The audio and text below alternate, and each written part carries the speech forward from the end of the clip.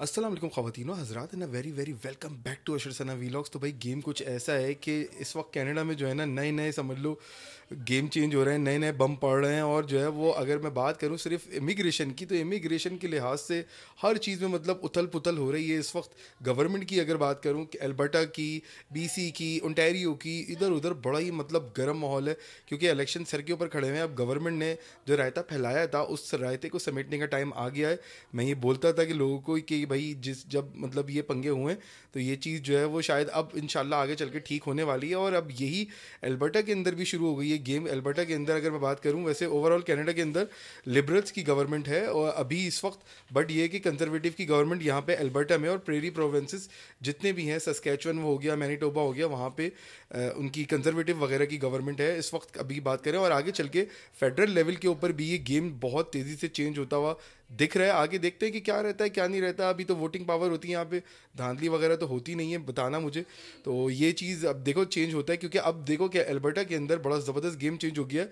और वो नॉमिनेशन को लेके गेम चेंज हो गया है। अगर पीएनपी की बात करें, अब जो पीएनपी की अब आगे फाइलें लगने वाली हैं, जो गेम होने वाला है इमिग्रेशन रिलेटेड, जो अब नए स्टूडेंट्स आ रहे हैं, वो मतलब ऐसा मैंने कभी भी, जब मैं 2022 में आया था तो किसी को कहते हुए सुना नहीं था कि यार कनाडा की पीआर के बारे में भी कोई बात करता है। मतलब ये कोई टॉपिक ही नहीं था, ये कोई इशू ही नहीं था। ये लोग कहते थे कि हाँ यार अब घर बनाना मुश्किल हो गया है, गाड़ी खरीदना मुश्किल हो गया है, बहुत सारी ऐसी चीज़ें होती थी। बट आज जो गेम चेंज हुआ है ना अल्बर्टा के अंदर, ये मैंने कभी भी सुना नहीं था और मतलब देखा भी नहीं था। तो सबसे पहले मैं आपको बताता हूँ कि भाई पीएनपी का जो क्राइटेरिया है यहाँ पे, एम्प्लॉयड नॉमिनेशन का, एलएमआई है जिसको कहा जाता है गेम, वो सारा कंप्लीटली अल्बर्टा के अंदर चेंज हो गया है। कैलगरी और एडमिंटन इसके दो बड़े बड़े गढ़ थे। अल्बर्टा के मतलब दो बड़े बड़े शहर हैं ये। एडमिंटन इसका जो है वो कैपिटल है अल्बर्टा का, और कैलगरी एक बड़ा शहर है, एडमिंटन से भी बड़ा शहर है, जहाँ पे बिजनेस बहुत तेज़ी से जो है वो ग्रो हो रहे थे और बहुत तेज़ी से जो है वो दो नंबरियाँ भी कर रहे थे। मैंने कभी भी जो है वो, मैंने पिछली वीडियो में भी आपको बोला था, काफ़ी लोगों ने बोला कि आप खुद तो आ गए तो आप दूसरों को क्यों मना कर रहे हैं। मैंने कभी भी मना नहीं किया कभी किसी को कनाडा आने के लिए।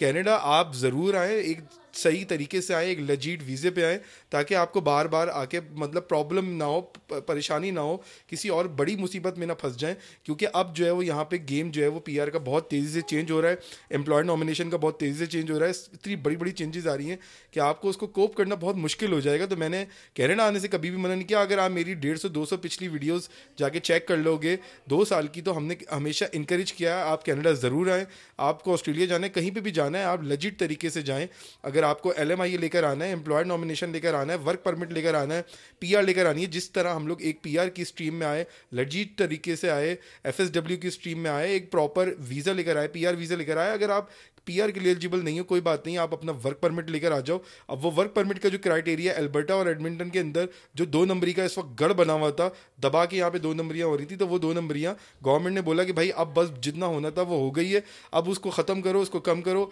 और मुझे यही चीज़ जो है वो ऑस्ट्रेलिया की याद आ गई। मतलब यही तेज़ी से चेंजेस आ रही थी 2016-17 के अंदर। हम लोग को बम गिरता था कि आज ये हो गया, आज वो हो गया। तो मैं आपको 8-10 पॉइंट मैंने बनाए, वो मैं आपको जो है वो इस के थ्रू मैं दिखा देता हूँ कि मैंने मतलब क्या क्या पॉइंट बनाए और जो चीज़ें हो रही हैं। पहले बात मैं बता देता हूँ आपको, मैं कोई रजिस्टर्ड माइग्रेशन एजेंट नहीं हूँ, तो मेरी बात सुन के कोई मतलब इस तरह का आप पॉइंट ऑफ व्यू मत बना लीजिएगा कि ये एक पत्थर की लकीर है, ये वो चीज़ है। अगर आपको फिर भी प्रोफेशनल कंसल्टेंट चाहिए, तो आप जो कनाडा का आईआरसीसी रेगुलेटेड कैनेडियन जो एजेंट होता है, माइग्रेशन एजेंट होता है, कंसल्टेंट एजेंट होता है, आप उससे जो है वो प्रोफेशनल हेल्प या सीख ले सकते हैं। मैं एक सिर्फ आपको एक एजुकेशन के लिए, एक नॉलेज के लिए ये वीडियो बना रहा हूँ। तो सबसे पहले इंपॉर्टेंट जो पॉइंट है इसका, आपको अगर यहाँ पे वर्क परमिट लेना है अल्बर्टा में आके, अब तो उन्होंने बता दिया कि भाई यहाँ पे बिजनेस जो है वो लेजिट होना चाहिए। ऐसा कोई 2 नंबरी नहीं चलेगी कि बिजनेस यहाँ पे मतलब कोई हो ना, उसकी आप कोई सही तरीके से रजिस्टर्ड ना हो। तो सबसे पहली इंपॉर्टेंट बात है कि बिजनेस लेजिट होना चाहिए, अल्बर्टा के अंदर रजिस्टर्ड होना चाहिए, और बिजनेस अल्बर्टा के अंदर ही जो है वो होना चाहिए। यहीं पे अल्बर्टा के अंदर सारी सर्विसेज होनी चाहिए उसकी। मतलब ऐसा ना हो कि वो अल्बर्टा के बाहर जो है ना वो ओंटारियो में कोई काम कर रहा है बैठ के, कोई वर्क फ्रॉम होम कर रहा है, रिमोटली काम कर रहा है, ऐसा कुछ भी नहीं चलेगा यहाँ पे। जो चलना था पहले ही वो कहानियाँ सब कुछ ख़त्म हो गई हैं। अल्बर्टा बिजनेस के अंदर लेजिट होना चाहिए और अल्बर्टा बिजनेस के अंदर ही फिजिकल उसकी पोजीशन होनी चाहिए। भाई तीसरा जो चक्कर है वो है ऑफर्ड एम्प्लॉयमेंट कंसिस्टेंट, मतलब। और उसके बाद ये बिजनेस एक्टिविटीज़ और नीड, मतलब उस बिजनेस को की क्या एक्टिविटीज़ हैं इस वक्त करंटली और उसको क्या नीड है, मतलब कितने एम्प्लॉयज़ की नीड है, ये मतलब ऐसा कि क्या चल रहा है क्या नहीं चल रहा है, कि आपकी जो बिज़नेस है वो उसकी एक्टिविटीज़ क्या है। कि जस्ट लाइक कि आपका अगर कोई इंजीनियरिंग का कोई बिजनेस है या फिर आपका कोई ऐसा बिजनेस है जिसमें आप किसी वेब डेवलपर को या फिर किसी इंजीनियर को आप नहीं कर सकते, अगर आपका वेब डेवलपिंग का है, जैसे कि कोई कंप्यूटर का है, कोई टेक का है, कोई ऐसा कोई चीज़ है, या फिर कोई आपका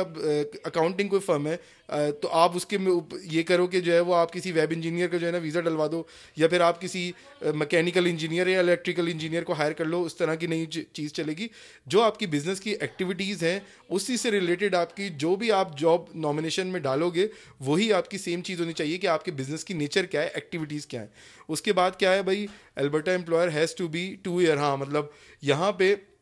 जो भी अल्बर्टा का बिजनेस है, मतलब ऐसा नहीं है कि मैंने आज अपनी जो है वो एक कोई भी बिजनेस यहाँ पे खोला और अपने कल को जो है वो कज़न को या अपने रिश्तेदार को या अपने साले को या अपने बहनोई को या किसी को भी, या कोई पैसे लेके 2 नंबर 20-30-40 हज़ार डॉलर लेके मैंने किसी को भी जो है ना अगले 2-3 महीनों में स्पॉन्सर कर दिया। अब वो ऐसा कोई गेम नहीं होगा। ये गेम हो रहा था यहाँ पे कि जो है वो लोग पैसे देते थे, लोग आते थे यहाँ पे अपना बिजनेस खोलते थे, किसी को स्पॉन्सर करते थे और फटाफट वो बिजनेस बंद हुआ या नहीं हुआ। मैंने अगर मैं 7 महीने की अपनी बात कर देखूँ तो मैंने अल्बर्टा के अंदर जितने तेज़ी से बिजनेस खुलते हुए देखे हैं उतनी ही तेज़ी से अब मैं बिजनेसेस को बंद होते हुए देख रहा हूँ। मेरी मस्जिद के पास ही 2-3 जो पिज़्ज़ा शॉप्स थी, ये थी वो थी, रेस्टोरेंट थे, वो बंद हो रहे हैं, चेंज हो रहे हैं, उनके नाम चेंज हो रहे हैं, पता नहीं क्या क्या चीज़ें हो रही हैं और बहुत तेज़ी से इसी वजह से हो रही हैं कि ये सारा जो गेम चल रहा था 2 नंबरी का, ये अब शायद अब ख़त्म होने जा रहा है बहुत तेज़ी से। तो मैं बार बार बोलता हूँ, अगर आप 1 नंबर तरीके से आ रहे हो तो आपको टेंशन लेने की ज़रूरत नहीं है, आपको कोई प्रॉब्लम नहीं होने वाली, आपके साथ कोई भंडा नहीं होने वाला, आपके साथ कोई मिसहैप नहीं होने वाला। आप 1 नंबर तरीके से जो है वो वर्क परमिट ले लो, अपनी जॉब पे जाओ, अपना काम करो, अपनी जो आपकी सैलरी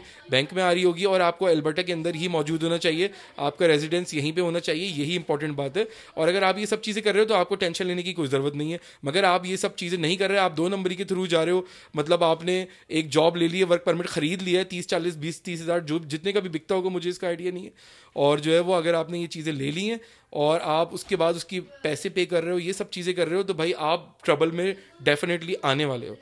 तो ये है कि आप जो आपका एम्प्लॉयर है, मतलब जो अल्बर्टा का एम्प्लॉयर है, उसको 2 साल का यहाँ पे जो है वो टैक्स असेसमेंट अपना दिखाना पड़ेगा कि मैंने यहाँ पे 2 साल मुझे यहाँ पे हो गए बिजनेस करते करते, और वो मतलब प्लस में होना चाहिए। ऐसा नहीं हो कि वो डेफिसिट में चल रहा हो, उसके ऊपर डेप्थ हो, उसके ऊपर ये सारी चीज़ें हो, ऐसा कुछ भी नहीं चलेगा। मतलब वो आगे एम्प्लॉय को अफोर्ड कर ही नहीं सकता। अगर वो एम्प्लॉयर, तो वो किसी को हायर कैसे कर सकता है? मतलब अगर वो डेफिसिट में चल रहा है, डेप्ट में चल रहा है, या उसके ऊपर कोई और फाइन्स हैं, बड़ी बड़ी कोई मसले मसाइल चल रहे हैं, और एम्प्लॉयर को ये डेमोन्स्ट्रेट करना पड़ेगा कि मुझे इस पोजीशन की नीड है और मेरे पास कोई कनेडियन सिटीजन नहीं है, मेरे पास कोई कनेडियन परमानेंट रेजिडेंट नहीं है, और मेरे पास कोई ऐसा रेफ्यूजी भी नहीं है जिसका जो वीज़ा अप्रूव्ड हुआ हुआ हो, जो भी क्लेम होता है रेफ्यूजी का वो अप्रूव्ड हुआ हो। तो ये तीनों बंदे मेरे पास अल्बर्टा में मौजूद ही नहीं है। 1.6 मिलियन की यहाँ की आबादी है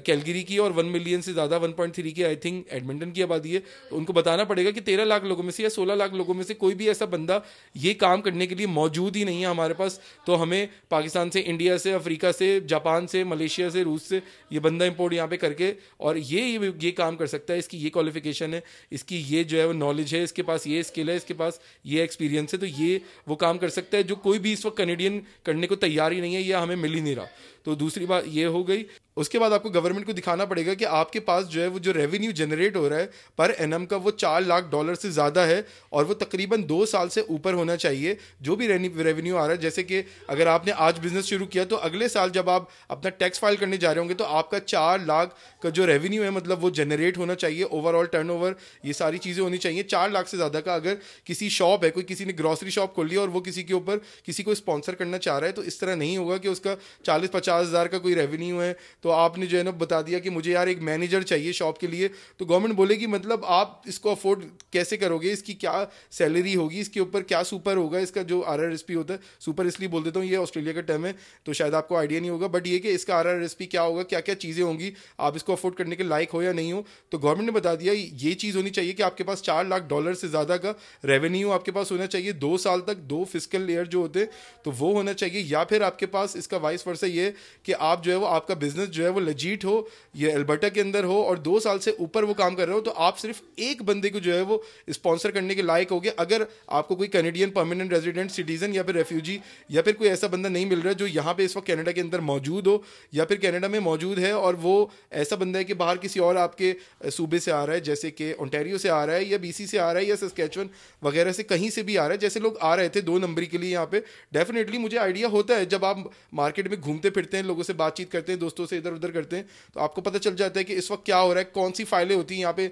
जो हमारे वहाँ पे ऑस्ट्रेलिया में टर्म हुआ करती थी कि भाई PR अप्लाई करनी है, तो यहाँ पे ये होता है कि फ़ाइल भाई आपकी लगनी है। तो ये सारी चीज़ें होती हैं। तो 2 साल का अगर आपका एम्प्लॉयमेंट होगा, ये सैफ पीछे से जा रहा है, तो 2 साल का अगर आपको जो है वो एम्प्लॉयर वो काम कर रहा होगा, बिजनेस कर रहा होगा और उसका सही बिजनेस चल रहा होगा, तो वो एक बंदे को बुला सकता है ये सारी चीज़ें के बाद। अगर 3 साल का होगा तो वो फिर 2 बंदों को नॉमिनेशन में डाल सकता है। अगर 3 साल से ज़्यादा का उसका बिजनेस होगा और उसके पास सही चीज़ें होनी चाहिए, सॉलिड चीज़ें होनी चाहिए,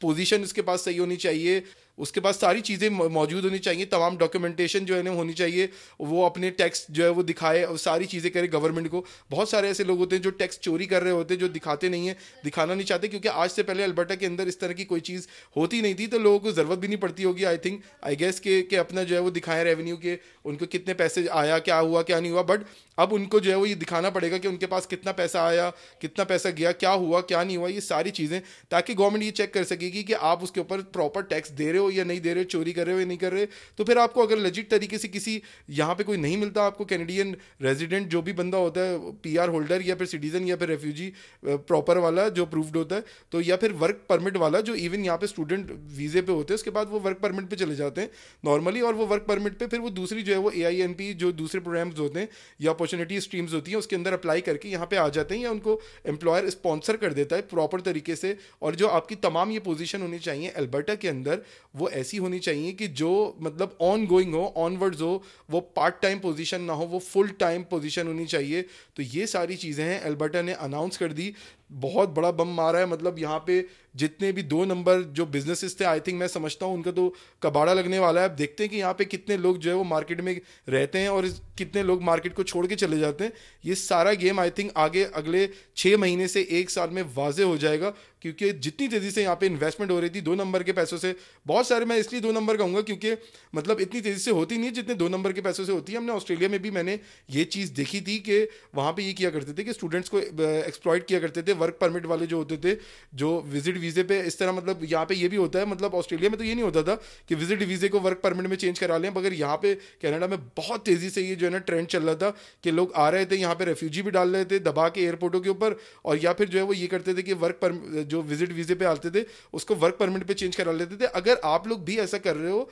फेयर इनफ, कोई मसला नहीं है। अगर लेजिट तरीके से कर रहे हो, यहाँ पे आके जॉब ले रहे हो, कुछ कर रहे हो, कोई प्रॉब्लम नहीं है। मगर अगर आप 2 नंबरियाँ अपना रहे हो तो भाई आप को अब जो है वो बहुत बड़े बड़े धचके लगने वाले हैं। क्या पता आगे चल के आपकी PR कैंसिल हो जाए, क्या पता आपकी PR हो ही ना, ये सारी चीज़ें देख के। क्योंकि गवर्नमेंट अगर जब बैकग्राउंड चेक्स के, शायद आपको टेम्प्रेरी वीज़ा मिल जाए, यहाँ पे वर्क परमिट वगैरह मिल जाए, मगर जब एक टाइम पे गवर्नमेंट आती है और जब वो PR का टाइम होता है और बैकग्राउंड चेक करती है, पे स्लिप देखती है, आपका टैक्स असेसमेंट देखती है, बहुत सारी चीज़ें चेक करती है, जब उस वक्त PR के टाइम पे, क्योंकि आप परमानेंट रेजिडेंट ऑफ कनाडा बनने जा रहे होते हो, तो उसमें सारे चेक्स होते हैं। तो अगर उसमें से कोई सी भी आपकी ऐसी चीज़ जो डॉक्यूमेंटेशन आपके पास ना उस वक्त मौजूद हुआ, या वो लेजिट ना हुआ, या वो बिजनेस 2 नंबरी करके बंद हो गया, या बिजनेस के ऊपर कोई और प्रॉब्लम हो गई, या आपके ऊपर कोई प्रॉब्लम हो गई, आप वो चीज़ डेमोन्स्ट्रेट गवर्नमेंट को नहीं कर पाए, तो आपकी कभी PR नहीं हो पाएगी और आपके ऊपर फ्रॉडलेंट का केस अलग बनेगा। तो मेक श्योर कि आप 2 नंबरियों से प्लीज़ प्लीज़ बच जाइए, और कोशिश करें कि जो है वो अपने एम्प्लॉयर को चेक कर लो कि उसके पास